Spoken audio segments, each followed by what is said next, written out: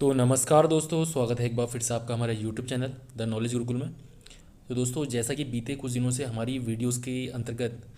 कई सारे छात्रों के द्वारा ये कमेंट करे गए थे कि जो होमगार्ड की भर्तियां हैं वो इस समय वर्तमान में कहाँ पर जो है एक प्रकार से गायब सी हो गई हैं, और उसके साथ ही जो सीजपाल वगैरह की भर्तियां भी बीच में काफ़ी सुर्खियों में चल रही थी, उसका भी कुछ अभी अता पता नहीं देखने को मिल रहा है। तो उसी के संदर्भ में आज की ये वीडियो है,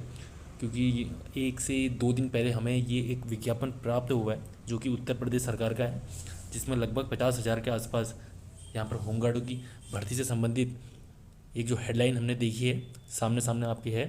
तो अब उसी चीज़ के ऊपर हमें वार्तालाप करने की, जो उत्तराखंड में के परिप्रेक्ष्य में या कहें उत्तराखंड के परिप्रेक्ष्य में जो भर्तियां हैं वो अभी इस समय वर्तमान में कहाँ पर हैं। क्योंकि जो सीजपाल की कुछ 1200 पदों की भर्तियां थी वो वहाँ पर अभी बीच में काफ़ी सुर्खियों में चल रही थी, उसका कुछ पता नहीं है। और इसके साथ ही कह सकते हैं हम जो होमगार्ड की लगभग लगभग 1000 पदों, 1000 से नीचे नीचे के पद हैं, उनका भी अभी कुछ फिलहाल देखने को नहीं मिल रहा है। तो इन सब के पीछे क्या क्या कारण है वो हमें यहाँ पर जानने की मतलब एक इच्छा सी होनी चाहिए, क्योंकि आप एक पढ़े लिखे और कह सकते हैं कि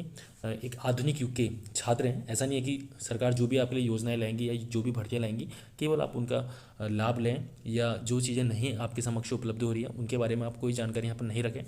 तो ऐसा है कि जो अभी वर्तमान समय में होमगार्ड की भर्तियां हैं उसके संबंध में जो विभाग है उसके द्वारा आयोग को बता दिया गया था कि लगभग लगभग 1000 के आसपास पद जो हैं वो खाली हैं। सीजपाल की भर्ती के संबंध में भी विभाग ने बता दिया था कि जो 1200 पद हैं वो वर्तमान में वहाँ पर रिक्त हैं, और इसी के संबंध में जो आयोग है हमारा वो वहाँ पर कार्रवाई कराए। भर्ती प्रक्रिया से संबंधित जो भी मतलब कह सकते हैं दावपेच होते हैं वो केवल UKSS के अंतर्गत आते हैं, उसमें विभाग का कोई हस्तक्षेप नहीं होता है। और उसके साथ ही जो हमारी वन विभाग की भर्ती है 1200 माफ़ करेगा लगभग 600 पदों पर जो वो भर्ती थी उसका भी यहाँ पर वर्तमान में कुछ भी दिखाई नहीं दे रहा है। तो वही है कि हम लोग अपने अधिकारों के लिए कितने ज़्यादा यहाँ पर जागरूक हैं, उस चीज़ से काफ़ी यहाँ पर प्रभाव पड़ता है। अब जो बेरोजगार संघ है वो वर्तमान में निरंतर जो है UKSS के छात्रों के लिए वहाँ पर धरने दे रहा है, प्रदर्शन कर रहा है। लेकिन हम लोग क्या है, हम लोग जब हमारा खुद का व्यक्तिगत स्वार्थ, जब हमारा व्यक्तिगत वहाँ पर कोई ना कोई स्वार्थ होता है, या कहें जब हम व्यक्तिगत रूप से किसी चीज़ में फंस जाते हैं तब जाकर हम वहाँ पर और अपने कुछ चुनिंदा साथियों के साथ वहाँ पर हम क्या करते हैं, एक प्रकार से विरोध करते हैं। जैसे कि अभी हम उदाहरण के तौर पर लें तो जो LD भर्ती के छात्र हैं वो अभी गिने चुने कुछ थे वहाँ पर, मेरे ख्याल से जितने भी लोगों का चयन हुआ है अधिक संख्या में है मेरे ख्याल से, क्योंकि जितनी भी पोस्टें होती हैं उससे थोड़ा बड़ा कर ही लेते हैं। तो मात्र उतने ही छात्र वहाँ पर पहुँचे हैं, छात्र छात्राएं जितनी भी हैं वो वहाँ पर पहुँच के अपना धरना प्रदर्शन कर रहे हैं। लेकिन उससे पहले जो बेरोजगार संघ के द्वारा वहाँ पर प्रदर्शन किया गया था किसी और प्रकरण को लेकर, उसमें किसी भी प्रकार से किसी की कोई वहाँ पर सहभागिता नहीं दिखी थी। तो वही चीज़ है, जब तक हम साथ मिलकर किसी चीज़ के प्रति अपना सहयोग नहीं देंगे, अपना एक रुझान नहीं देंगे, तब तक जो है केवल आपको व्यक्तिगत रूप से ही वहाँ पर धरने प्रदर्शन करते रहने पड़ेंगे। क्योंकि जो वर्तमान समय में बेरोजगार संघ है वो इतना ज़्यादा सक्रिय है वहाँ पर। अभी जो पुलिस कांस्टेबल से रिलेटेड पेपर हुआ था उसके एक इतना जो लेवल है बहुत ज़्यादा हार्ड बना देता, उसके संदर्भ में भी उसने काफ़ी ज़्यादा वहाँ पर जो बातें रखी हैं। अब यही है कि जब तक हम लोगों का अपना खुद का एक बार चयन होने के बाद जब हम लटक जाएंगे तो उसके बाद हम घर से बाहर निकलते हैं, और अभी हम किसी भी प्रकार से कोई सहायता वहाँ पर नहीं कर रहे हैं। अब उसी के संदर्भ में जो अगली बात आ जाती है वो ये है कि जो हमारा सीजपाल और वन विभाग और उसके साथ ही होमगार्ड की भर्तियों का यहाँ पर एक दौर आना था, या कहें लगातार ये पेपर होने थे, लेकिन अभी हम सरकार से किसी भी प्रकार से कोई डिमांड नहीं रख रहे हैं। तो सीधी सी बात है, सरकार को ऐसा तो नहीं है कि केवल एक यही काम पड़ा है कि हम भर्तियां निकालते रहें, और इसमें सरकार का निरंतर घाटा ही होना है। क्योंकि अभी जितने भी वहाँ पर कर्मचारी हैं वो काम करके दे रहे हैं सरकार को, सरकार का काम उससे भी चल जा रहा है, और अभी जो आगामी भर्तियां होंगी उसके बाद जो ज्वाइन करेंगे सरकार का काम उससे भी होना है। लेकिन उसमें होगा क्या, निरंतर उनको सैलरी देनी पड़ेगी, और सैलरी का बर्डन सरकार के ऊपर पहले से बहुत ज़्यादा है। लेकिन अब ये होता है कि सरकार अपनी तनख्वाह तो ले रही है, जितने भी सांसद हैं प्रतिनिधि हैं वो अपनी पेंशन और तनख्वाहें निरंतर ले रहे हैं, क्योंकि वो अपने अधिकारों के प्रति जागरूक हैं। और आप यहाँ पर क्या कर रहे हैं, जब भर्ती आएगी तभी बिल से बाहर निकलेंगे, ना आपको किसी प्रकार से किसी का कोई सहयोग करना है ना कुछ करना है। एक सोशल मीडिया के माध्यम से आप इस प्रकार का एक कैंपेन तो चला सकते हैं कि भैया होमगार्ड की भर्ती कहाँ है, किस प्रकार से आपके जो जनप्रतिनिधि हैं उनसे सवाल पूछ सकते हैं, होमगार्ड भर्ती कहाँ है, सीजपाल भर्ती कहाँ है, वन विभाग भर्ती कहाँ है। किसी को कोई इससे लेना देना नहीं है। सभी लोग अपना यूट्यूब में कोर्स बेच रहे हैं, अपना जितना भी जहाँ से रीच मिल रही है उनको वो चीज़ें कर रहे हैं। बाकी इन चीज़ों के संबंध में अब जब भी भर्ती आएंगी तब ये बताएंगे कि हाँ ये भर्ती आ गई, इसको फॉर्म भर लो। लेकिन उससे पहले कितने बच्चों का यहाँ पर जो है समय ख़राब हो रहा है, कितने बच्चे जो है यहाँ पर परीक्षाओं का जो एक कह सकते हैं समय छोड़ करके, अब वो तैयारी करना छोड़ करके जो है किसी न किसी प्रकार के काम में लगेंगे, क्योंकि जो आगामी समय है उसमें किसी भी प्रकार की कोई भर्तियाँ दिखाई नहीं दे रही है। तो अब वही है कि हम लोग कितना अधिकारों के प्रति जागरूक हैं, वही चीज़ें हमारी आगे निर्णायक रहती हैं। अब बात करें अगर आगामी भर्तियों की, तो एक सबसे बड़ा इसमें एक ये चीज़ है, 50,000 होमगार्ड की जो भर्ती है ये आपको उत्तर प्रदेश के लिए देखने को मिल रही है। तो हम अपने प्रदेश की बात करें तो इसमें हो जाती है एक होमगार्ड भर्ती हो जाएगी, उसमें हो जाएगी एक सीजपाल भर्ती,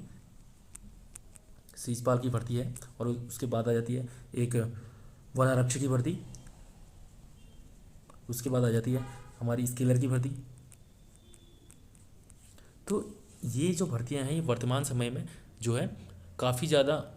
रिक्त पदों के साथ वहाँ पर चल रही हैं, और ये जो भर्तियां हैं कैलेंडर में देखने को नहीं मिल रही हैं, सबसे बड़ी चीज़ ये है। और उस चीज़ के लिए हमें क्या करना पड़ेगा, हमें या तो बेरोजगार संघ के लिए एक सपोर्ट बनाना होगा, या फिर व्यक्तिगत रूप से जितना भी आपसे हो सकता है सोशल मीडिया में पोस्ट कर सकते हैं, या जितने भी हमारे जनप्रतिनिधि हैं उनके साथ ये वार्तालाप कर सकते हैं, इस मुद्दे को उठाने का प्रयत्न कर सकते हैं, जिससे कि थोड़ा हाईलाइट में आए और सरकार के कानों तक ये बात पहुँचे। तो निश्चित रूप से ही वो भर्ती आपके सामने देखने को मिलेगी, और एक अच्छा खासा जो बेरोजगार हमारा एक मास है वो आगे जाके जो है अच्छी खासी सरकारी नौकरी को प्राप्त करेगा। क्योंकि वर्तमान समय में जिस प्रकार से महंगाई हो रही है उस समय में लगातार तैयारी कर पाना बिल्कुल भी संभव नहीं है। तो बस मेरे आपसे यही एक दरख्वास्त कहें, गुजारिश कहें, जो भी कहें, बस आप निरंतर जो है इन भर्तियों के संबंध में बेरोजगार संघ के साथ जुड़ें, और या फिर जिस प्रकार से भी आपके जनप्रतिनिधि हैं उनके साथ संपर्क साधने की प्रयत्न करें, और किसी न किसी प्रकार से सोशल मीडिया में फेसबुक इंस्टाग्राम के माध्यम से जो है बच्चों के साथ, या फिर कहें एक स्वतंत्र रूप से भी आप पोस्ट कर सकते हैं, क्योंकि ये मामला बार बार सुर्खियों में रहेगा। तो हर किसी के साथ जो है न्यूज़पेपर से रिलेटेड या फिर कहें न्यूज़ से रिलेटेड ये मामला सुर्खियों में रहेगा। तो इन भर्तियों के आने की संभावनाएं बहुत ज़्यादा हो जाएंगी। बाकी अगर बेरोजगार संघ का सपोर्ट कर सकते हैं आप, तो उसके साथ जुड़ने का बहुत प्रयत्न करें, क्योंकि वो समय समय पर जो है आपके लिए निरंतर